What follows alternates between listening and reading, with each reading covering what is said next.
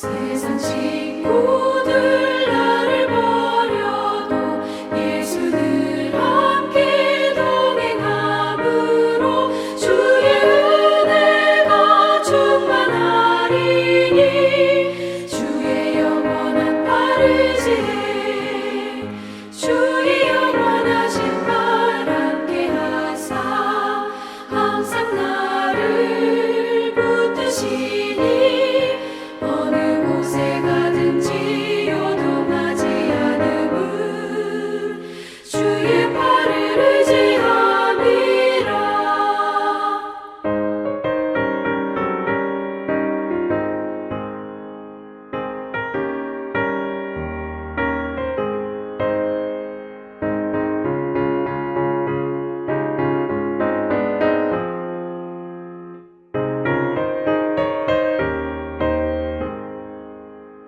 나의 믿음이 연약해져도 미리 예비한 힘을 주시며 위태할 때도 안보하시는 주의 영원한 바르지에 주의 영원하신 발 함께 하사 항상 나를 붙드시니 어느 곳에 가든지 요동하지 않음은 주의 팔을 의지함이라.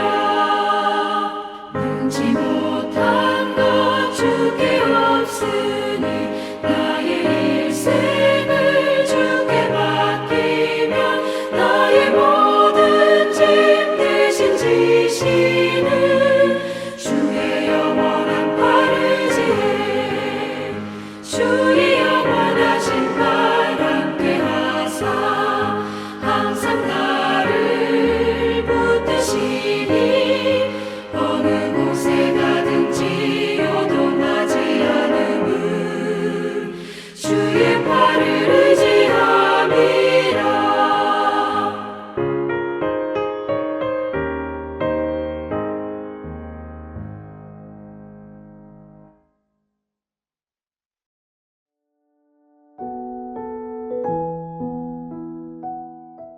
하늘에 계신 우리 아버지, 아버지의 이름을 거룩하게 하시며 아버지의 나라가 오게 하시며 아버지의 뜻이 하늘에서와 같이 땅에서도 이루어지게 하소서.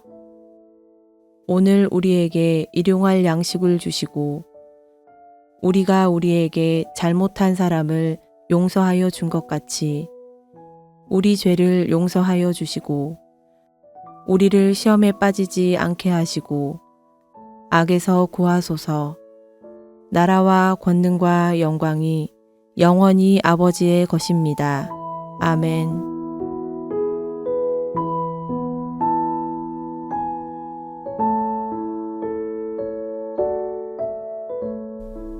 여호와의 말씀이 내게 임하여 이르시되 인자야 너는 이스라엘 족속에게 수수께끼와 비유를 말하라.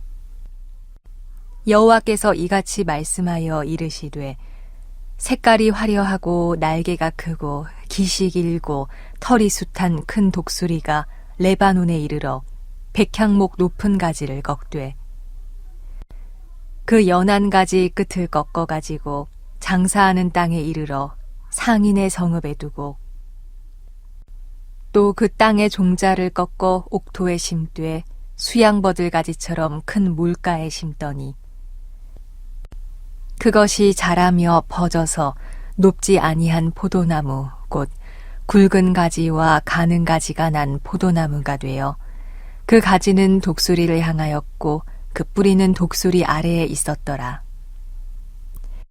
또 날개가 크고 털이 많은 큰 독수리 하나가 있었는데 그 포도나무가 이 독수리에게 물을 받으려고 그 심어진 두둑에서 그를 향하여 뿌리가 뻗고 가지가 퍼졌도다. 그 포도나무를 큰 물가 옥토에 심은 것은 가지를 내고 열매를 맺어서 아름다운 포도나무를 이루게 하려 하였음이라. 너는 이르기를 주 여호와의 말씀에 그 나무가 능히 번성하겠느냐? 이 독수리가 어찌 그 뿌리를 빼고 열매를 따며 그 나무가 시들게 하지 아니하겠으며 그 연한 잎사귀가 마르게 하지 아니하겠느냐. 많은 백성이나 강한 팔이 아니라도 그 뿌리를 뽑으리라.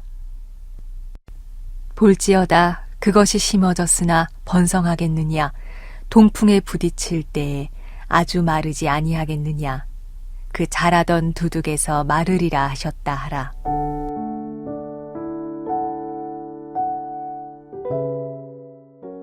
예전에 즐겨 부르던 찬양 중에 항상 진실케라는 찬양이 있었습니다. 그 가사 중에는 주는 토기장이 나는 진흙 날 빚으소서라는 가사가 있었습니다. 그 가사가 참 은혜로워서 기도할 때마다 즐겨 부르곤 했죠. 그런데 생각해보면 이 찬양 참 무서운 찬양입니다. 내가 원하는 모습이 아니라 토기장이신 하나님이 원하시는 모습으로 내 삶을 빚어 가시려면 때로는 내가 붙들고 싶은 것들을 깎아내시기도 하고 때로는 내가 원하지 않는 것들을 내 삶에 더하실 수도 있기 때문입니다. 찬양의 고백처럼 정말로 주님이 토기장이고 내가 진흙에 불과하다면 내 삶을 깎으시고 다듬으시는 하나님의 손길을 은혜로 받아들일 수 있어야겠죠.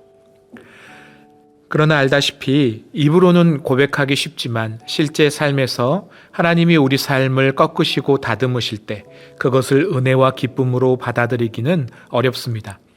대부분 우리는 하나님이 내 삶을 빚어가실 때 몸부림치고 반항하고 울며 불며 하나님 왜 나한테 이러시냐고 원망하기도 합니다. 아주 긴 시간이 지나고 나서야 깎고 다듬어져 매끈해진 우리의 인격과 영혼을 바라보며 그 순간이 하나님의 은혜였구나 고백하게 되기도 합니다. 우리가 함께 읽는 에스겔서는 범죄한 이스라엘을 하나님께서 깎고 다듬으시는 심판과 징계에 대한 예언의 말씀입니다. 특별히 하나님은 바벨론이라는 이방 나라를 조각칼 삼아 이스라엘을 깎고 다듬으시기로 작정하셨습니다. 선지자 에레미야는 이 바벨론이란 이방 나라가 하나님의 징계의 도구임을 명백하게 밝히며 이스라엘이여 저항하지 말라고 외치다가 미움을 받기도 했습니다. 그러나 결국 이스라엘은 바벨론 느부갓네살 왕에게 패배하고 여호와 야긴 왕을 비롯해 수많은 유력자들이 바벨론 땅에 1차로 포로로 끌려가는 일도 벌어지죠. 이때 에스겔도 함께 끌려갔었습니다. 오늘 본문에 등장하는 색깔이 화려한 첫 번째 독수리가 바로 이 바벨론을 상징합니다. 하나님은 바벨론을 통해 이스라엘을 꺾으시면서 지난 이스라엘의 범죄한 세월을 반성하고 회개할 수 있는 기회를 주셨습니다. 비록 바벨론에게 패배해 공물을 바치는 상황이었지만 이스라엘 나라 자체가 아직 망한 것은 아닙니다. 하나님께서는 이스라엘을 망하게 하시려고 하신 게 아니라 이스라엘을 회복하게 하시려고 그러신 것이기 때문입니다. 17장 8절 말씀입니다. 그 포도나무를 큰 물가 옥토에 심은 것은 가지를 내고 열매를 맺어서 아름다운 포도나무를 이루게 하려 하였습니다. 아멘. 하나님이 이스라엘이라는 가지를 꺾으신 후에 옥토에 심고 아름다운 포도나무가 되게 하려 하십니다.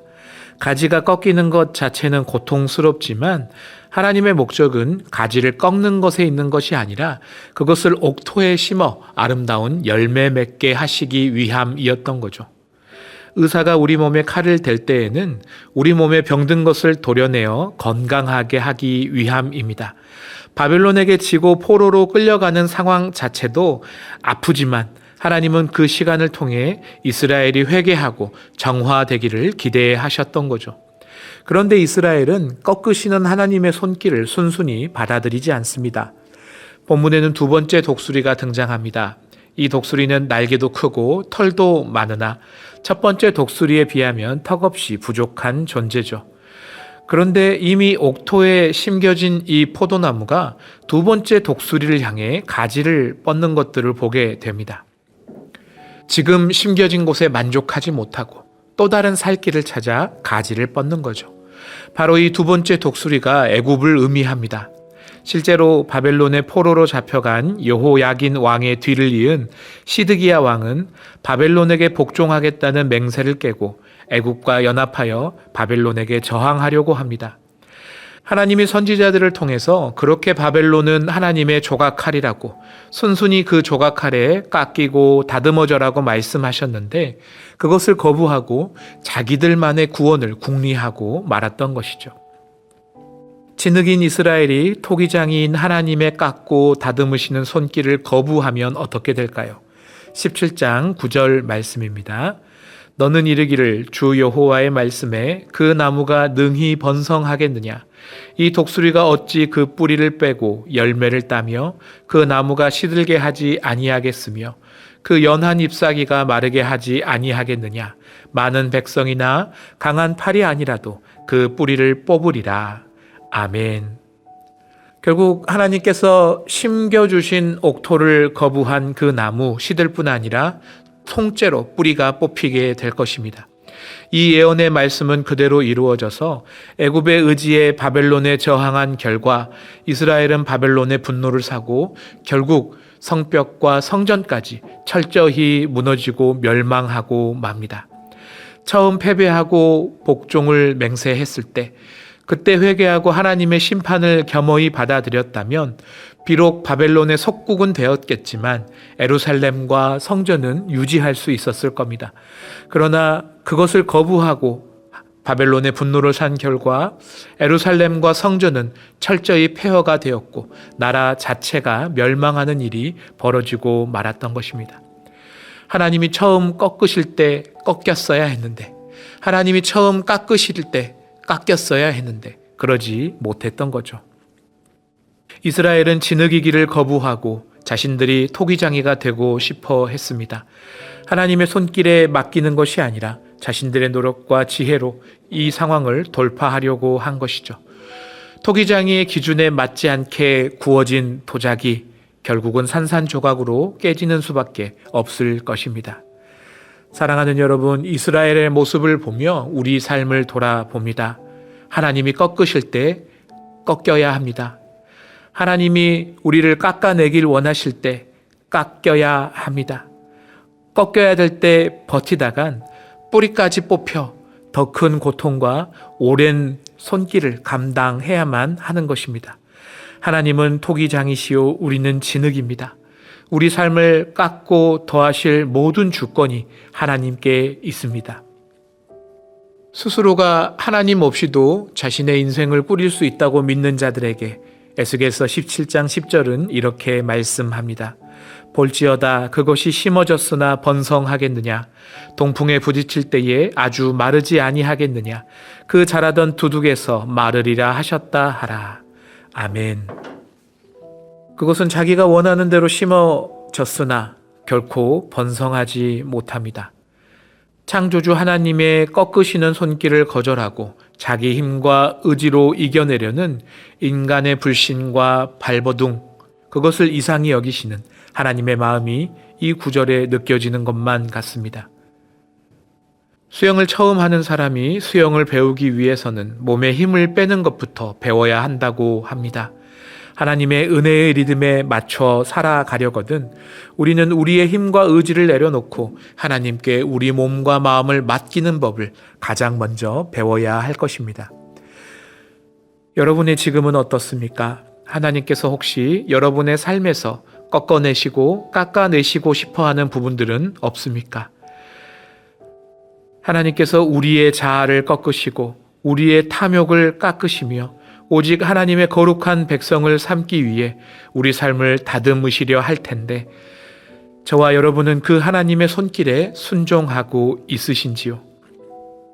하나님께서 우리의 자존심을 꺾으실 때 여러분은 기꺼이 자존심을 꺾고 낮아질 수 있으시겠습니까? 하나님께서 우리에게 고난의 신비를 가르치실 때 우리는 기꺼이 그 고난도 끌어안고 그럼에도 감사하다 찬양할 수 있을까요? 하나님이 너의 손에 꼭 움켜쥔 그 손 내려놓고 자유해라 말씀하실 때 여러분은 움켜쥔 손에 힘을 풀 수 있으시겠습니까? 쉽지 않은 일입니다. 이스라엘이 그랬던 것처럼 우리는 꺾이기 싫고 낮아지기 쉬워서 더 움켜쥐고 더 버티고 더 자존심을 부리며 발버둥을 칠지도 모릅니다. 그러나 그럴수록 알게 되겠죠. 하나님은 토기장이요 우리는 진흙일 뿐임을 말입니다.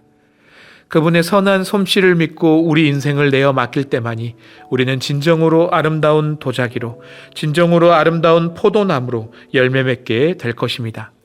이 말씀을 붙들고 이 새벽에 기도하며 나아갑시다. 하나님, 내 속에 꺾여야 될 것들을 꺾어 주십시오. 하나님, 우리 안에 깎여 나가야 될 죄의 습관들 깎여 나가게 해 주십시오. 너무 오래 버티지 않고 겸손히 하나님의 손길에 순종하며 낮아짐을 배우게 하옵소서. 그런 소망으로 기도하며 이 새벽 하나님께 우리 삶을 내어 맡기는 저와 여러분 되시기를 주님의 이름으로 축복합니다. 함께 기도합시다. 사랑하는 주님, 우리 안에 꺾여야 될 옛 습관들, 깎이고 다듬어져야 할 여전한 연약함 있사오니 주님, 우리를 긍휼히 여겨 주시옵소서. 선한 토기장이신 주님께 이 새벽 우리 삶과 존재를 맡겨 드립니다. 하나님이 기뻐하신 형상대로 우리를 빚어 주시옵소서.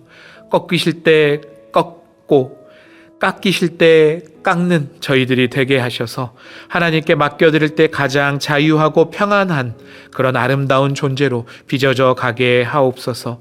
오늘 하루도 주께 맡기며 감사드리며 예수님 이름으로 기도드립니다. 아멘. 주신 말씀을 붙들고 더 깊은 기도와 묵상을 이어가시기 바랍니다.